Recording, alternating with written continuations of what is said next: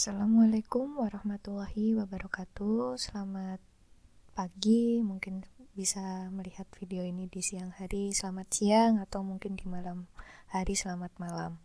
Oke, di sini kita akan melanjutkan materi selanjutnya di praktikum basis data ya. Di modul keempat ini akan membahas data manipulation language atau yang sering kita singkat dengan DML. Nah, untuk pokok bahasanya apa saja? Di sini kita akan membahas insert terkait dengan penambahan baris pada suatu tabel, kemudian update terkait dengan mengubah baris pada suatu tabel, kemudian ada delete untuk menghapus baris, kemudian juga select untuk menampilkan baris yang kita inginkan. Oke, langsung saja. Di sini juga ada tujuan pembelajarannya ya. Teman-teman bisa baca sendiri di sini. Nah, untuk mengontrol transaksi dengan statement TCL ini adalah pokok bahasan lanjutan dari DML nantinya ya.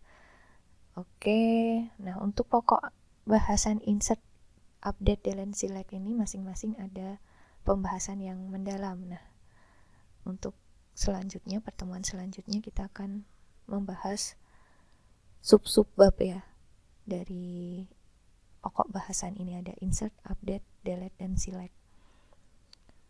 Oke, di sini ada pengertian DML itu apa. DML merupakan bagian inti dari SQL, dan DML berkaitan dengan operasi terhadap data yang mencakup pengambilan data query, penambahan data, dan penghapusan data. Oke, di sini ada contohnya, contoh insert ya. Insert kita akan menggunakan perintah insert into. Di sini contohnya insert into department. Nah, kemudian diikuti dengan kolom yang ada di tabel departemen tersebut ya. Ada departemen ID, departemen name, kemudian manager ID, location ID. Kemudian kita ikutkan klausa values. Values ini merupakan klausa ya.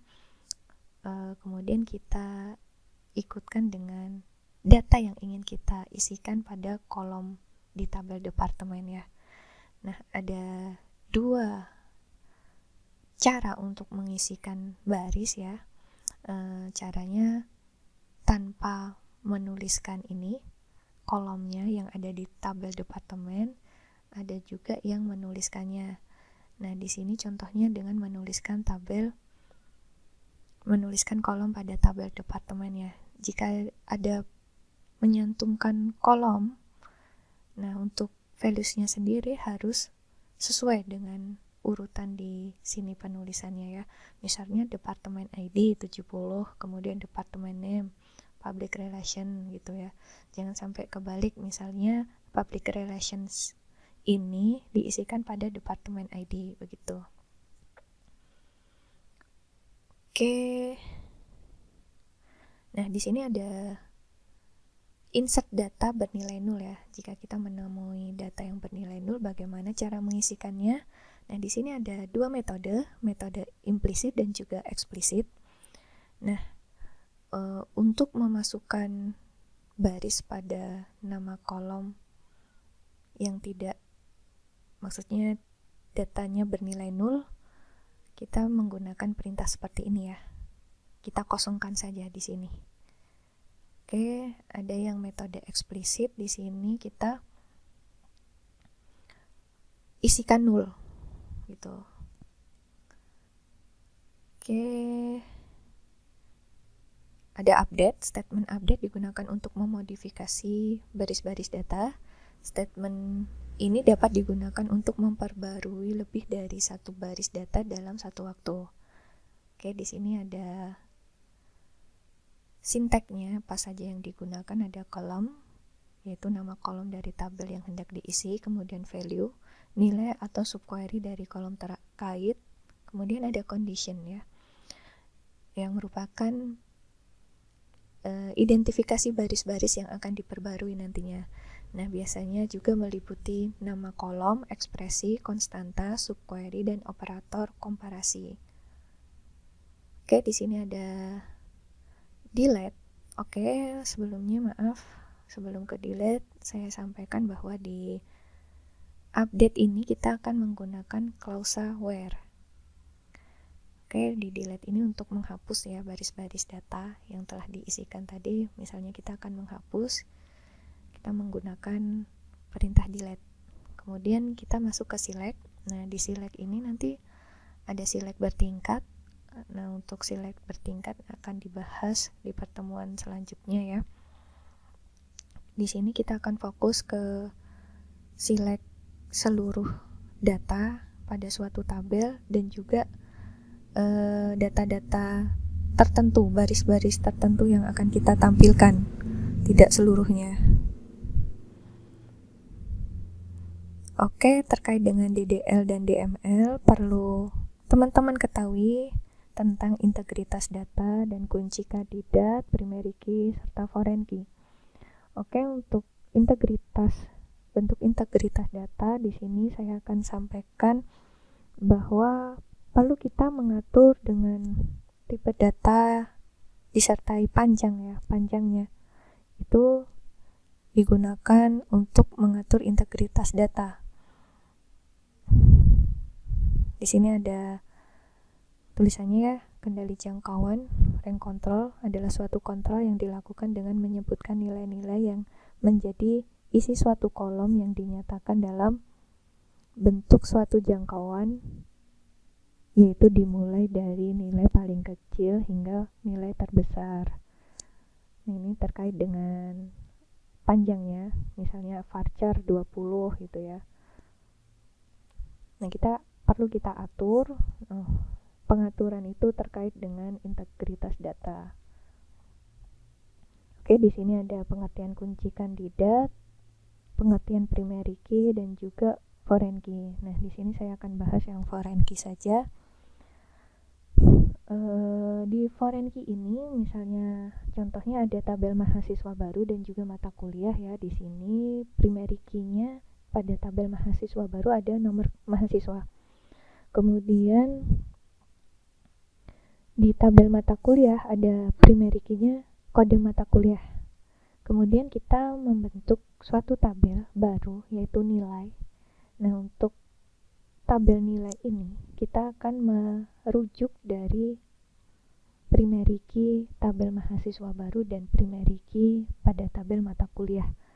Oke, di sini hingga kita didapatkan nomor mahasiswa dan kode mata kuliah itu merupakan foreign key. Tapi juga di tabel nilai ini nomor mahasiswa dan juga kode mata kuliah ini bisa berupa primary key.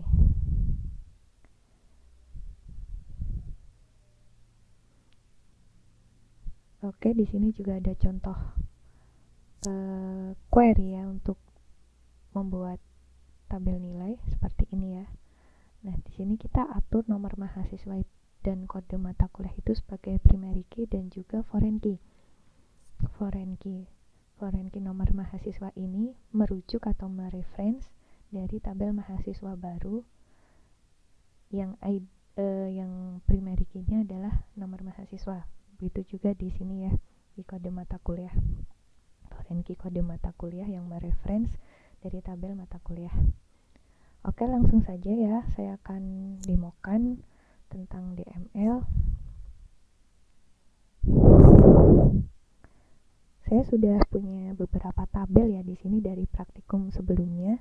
Di database universitas ini ada tabel ambil kuliah, jadwal kuliah, kelas mahasiswa baru, mata kuliah, ruang, dan sesi.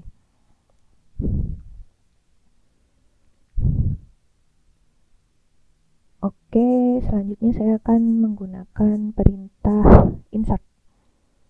Sebelumnya, untuk memulai praktikum ya, kalian harus terlebih dahulu mengisi di tabel kelas. Karena di tabel kelas itu terdapat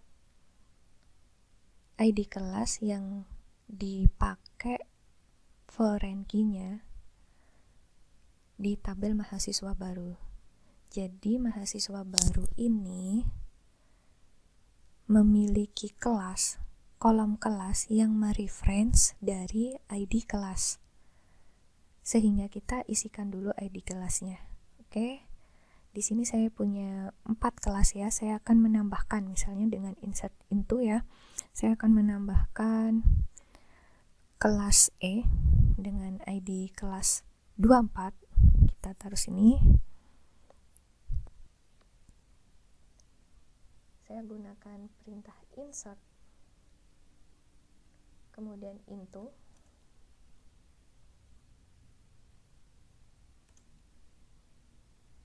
Kemudian tabelnya, nama tabel yang akan kita isi, kelas.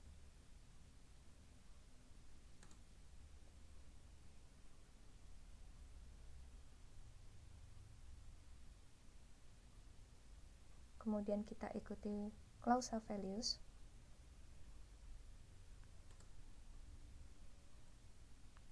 Oke, di sini ada ID kelas juga nama kelas ya, ID kelasnya.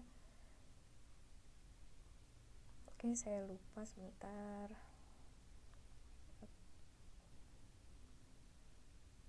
Oke, saya akan menambahkan 24 kelas E.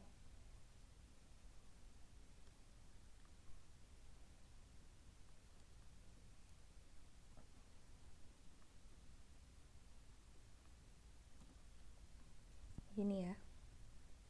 Kalian bisa menggunakan query seperti ini, bisa juga menggunakan nama kolomnya. Misalnya kelas ini ditambahkan ID kelas, nama kelas. Ini juga bisa. Kita coba ya. Oke, berhasil tertambahkan ya di sini keterangannya. Kita coba lihat di kelas. Oke, dan berhasil di sini jadi ada 5 kelas.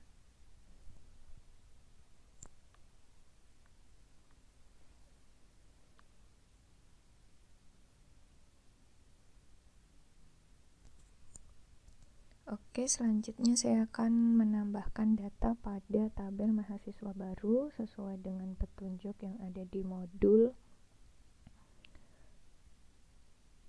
Oke, di sini data awal saya 3 ya.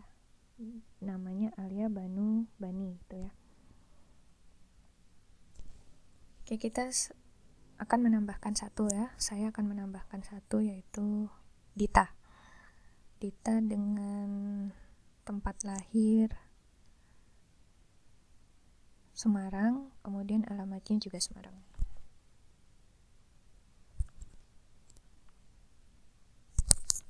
Masih sama, kita menggunakan insert into. Nah, jika kalian klik ini bisa langsung seperti ini ya. Tapi ini kan kolomnya banyak ya. Saya pengen yang simple. Mungkin saya bisa ketikkan seperti ini.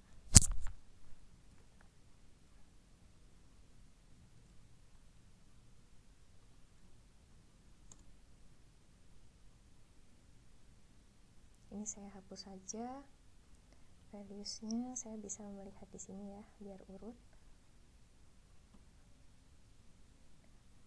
Ini V37. Namanya Dita. Kemudian kelasnya ID kelas ya tadi mereference berarti 22. Kemudian jenis kelaminnya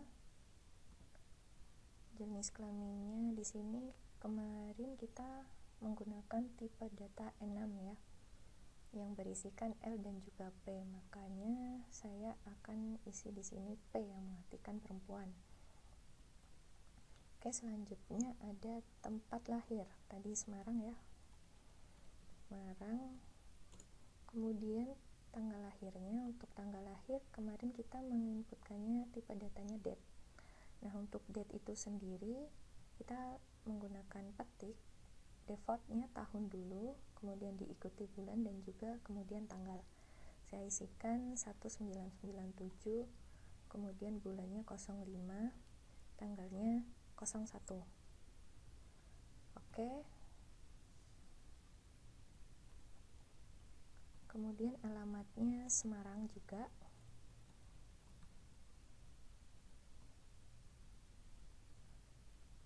Nama ayah Fendi. ibunya Tuti ya.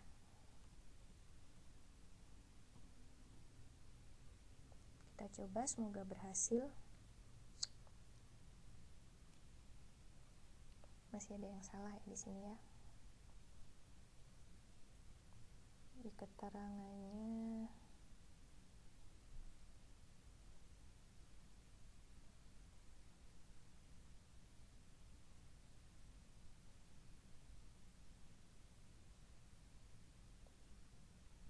kurang tutup kurung ya, jadi nanti kalian harus jeli ya, kurang apanya, mungkin petik, koma gitu ya.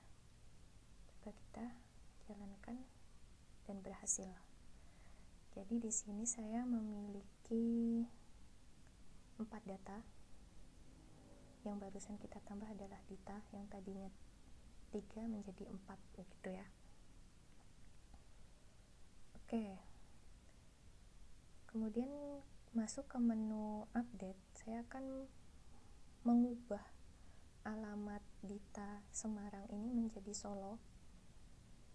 Kita coba di sini update.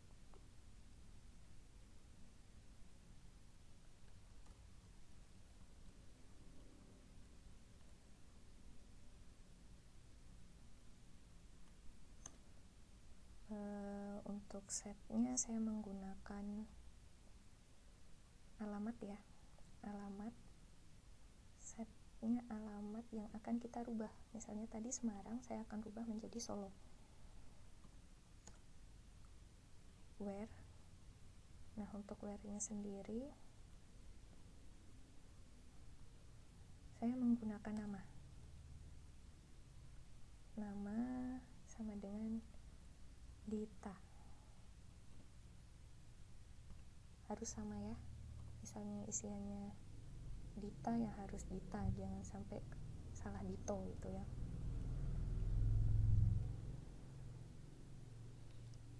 Kita coba ya. Untuk where ini kondisi ya, dimana bisa menggunakan nama, mungkin kelas, jenis kelamin. Nah di sini saya mencontohkannya dengan nama. Oke, langsung saja. Berhasil ya untuk update-nya, mestinya harusnya berubah ya. Untuk alamatnya sendiri, oke, berubah di sini dari Semarang menjadi Solo gitu ya. Oke, kemudian kita masuk ke menu select. Untuk menu select sendiri ini, jika kita ingin melihat seluruh data dari tabel mahasiswa, tinggal tuliskan seperti ini ya.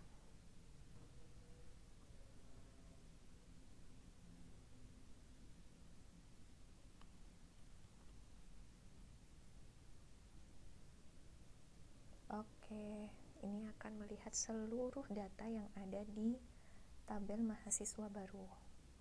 Nah, misalnya kita ingin menampilkan nama saja, nama, alamat gitu ya, dari mahasiswa, tabel mahasiswa baru, di mana alamatnya itu Solo.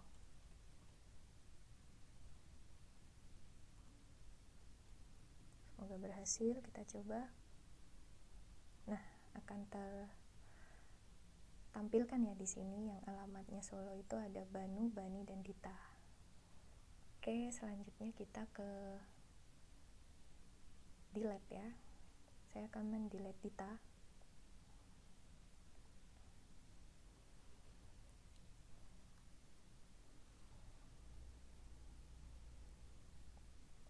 Dari tabel mahasiswa baru,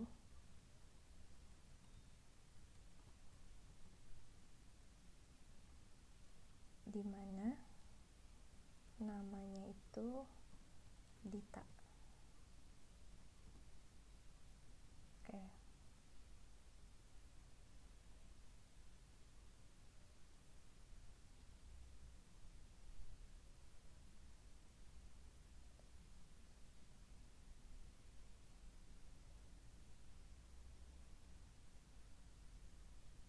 coba.